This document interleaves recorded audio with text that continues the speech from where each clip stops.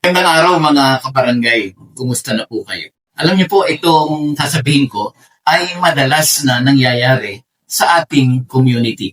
Halimbawa, merong isang kasayahan, inabot ng gabi, na andun yung mga nagbibideo okay, at madalas nating naririnig na hayaan mo na, wala pa namang alas 10 ng gabi. O kaya ay, pabayaan mo na, iisang tao lang naman ang nagrereklamo. Pero alam niyo po ba mga kaparangay na walang batas sa Pilipinas na nagsasabing bawal lang magreklamo kapag wala pa 10 p.m. Kaya dito po sa video ito, lilinawin natin ang batas, ang tungkulin ng barangay at ang papel ng katarungang pambarangay sa mga nagrereklamo sa ingay o noise nuisance. Kaya kung kayo po ay punong barangay, kayo po ay kagawad, kayo po ay lupon tagapamayapa, barangay secretary, o mga ordinaryong mamamayan na interesado sa ganitong topic, para sa inyo po ang video na ito. Simulan po natin ito sa pinakamahalaga. Ano ba ang noise nuisance? Sa ilalim ng Article 682 ng Civil Code of the Philippines, malinaw na sinasabi ng batas, ang bawat ari-arian ay may easement laban sa nuisance.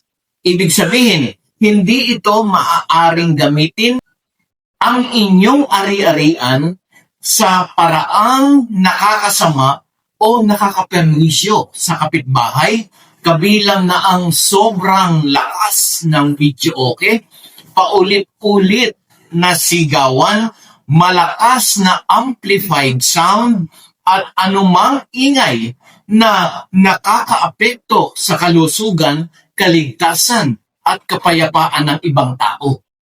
At tandaan po natin ito, walang binabanggit ang batas na oras. Hindi sinabi ng batas na bawal lang kapag gabi. Ito po ang isa sa pinakapangaraniwang maling paniniwala sa barangay. Una, wala pang alas 10 ng gabi. Pangalawa, pwede pa yung ingay na yan. Uulitin ko po, ang sabi ng batas, hindi oras ang batayan ng nuisance. Yung epekto ang batayan. Kaya kung ang ingay ay nakakaistorbo sa pahinga, nakakaapekto sa kalusugan, at nakakaabala sa trabaho, pag-aaral o pamumuhay, ito po ay nuisance. Kahit alas 2 pa lang ng hapon, bawal na ito. Hindi lang po ang ating civil code ang basihan ng batas. Meron din pong environmental standards din tayo. Sa ilalim ng NPCC, Memorandum Circular Number 002, Series of 1980, na hanggang ngayon ay ginagamit po ng DENR ang allowable noise level sa residential areas ay ang mga sumusunod. 55 decibels during daytime at 45 decibels during nighttime. Ngayon, linawin natin ito.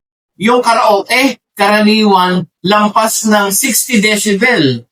Yung mga sigawan at amplified sound, lampas pa din po iyan sa itinakda ng batas.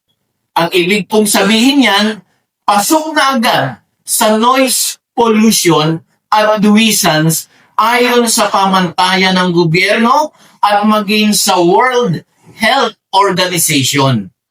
Ito pa, yung nabanggit ko kanina, madalas nating narinig na isa ka lang naman na nagrereklamo. Yung iba naman, tao, yung ibang kapitbahay, hindi naman nagrereklamo, mag-isa ka lang.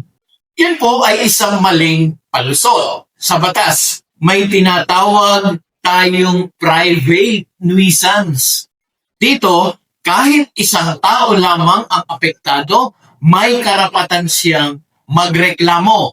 May karapatan siyang humingi ng aksyon. Hindi na kailangan ng barangay petition, ng maraming pirma, signature campaign, o group complaint. Sapat na ang isang tao ang naapektuhan mamamayan. Kaya ano po ang papel ng katarungang pambarangay? Iugnay po natin ito sa ating KP. Kapag may reklamo sa noise nuisance, ito po ay sakop ng barangay conciliation. Ang layunin nito ay agarang pag-awat at pag-aayos doon sa kanilang gusot dahil nga sa ingay. At hindi ito dapat pinapatagal o minamaliit na bagay lamang ang noise nuisance. Tandaan po ito ng mga opisyal ng barangay.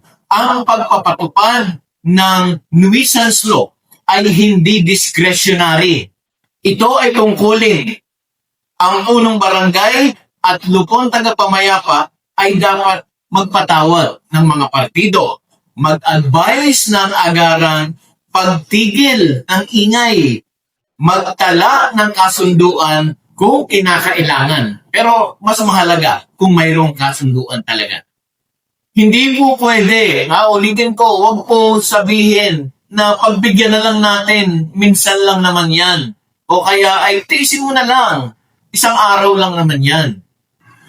Ang pagrereklamo po sa nuisance ay hindi personal na pag-atake, hindi pakikialam, hindi pakikipag-away sa kapitbahay. Ito po ay legal na karapatan, proteksyon sa kalusugan at pagtatanggol sa kapayapaan ng pamayanan. Ayon nga po sa ating 1987 Constitution, may karapatan ang bawat Pilipino sa isang balanse at healthy environment. Kasama po dyan ang katahimikan. Kaya ito po yung aking personal na mensahe sa barangay, sa lahat ng punong barangay, sa mga kagawad, sa mga lupon tagapamayapa. Ang ingay ay hindi po maliit na issue. Ito ay usapin ng kalusugan, dignidad at karapatan ng bawat isa. Ang noise nuisance dapat may aksyon agad. Hindi hinihintay ang oras. Hindi ibinabase sa unti o dami ng reklamo. Kaya ito po yung aking closing statement, mga kabarangay. Noise nuisance ay sinusukat sa epekto, hindi sa oras. Kahit isang nagre-reklamo lamang, sapat na. May tungkulin ang barangay na kumilos agad. Ito po yung diwa ng katarungang pambarangay. Mabilis, makatao, at makatarungang solusyon sa problema ng komunidad. Kaya kung mga kabarangay, kung nagustuhan niyo po ang video ito, maaari po kayong mag-like, mag-share. I-share niyo po sa inyong mga kabarangay ang video ito at mag-subscribe dito sa Katarungang Pambarangay Channel kung hindi pa kayo nakaka-subscribe at paki-hit na rin po yung notification bell dahil weekly nag-upload po ako ng mga video tungkol sa ating barangay justice system. Kaya muli mga kabarangay, ako po si Jeffrey at nagsasabing piliin natin ang pag-uusap kaysa alitan, pagpapatawad kaysa paghihiganti, at pagkakasundo kaysa sa pagkakawatak-watak. Maraming salamat po at hanggang sa muli.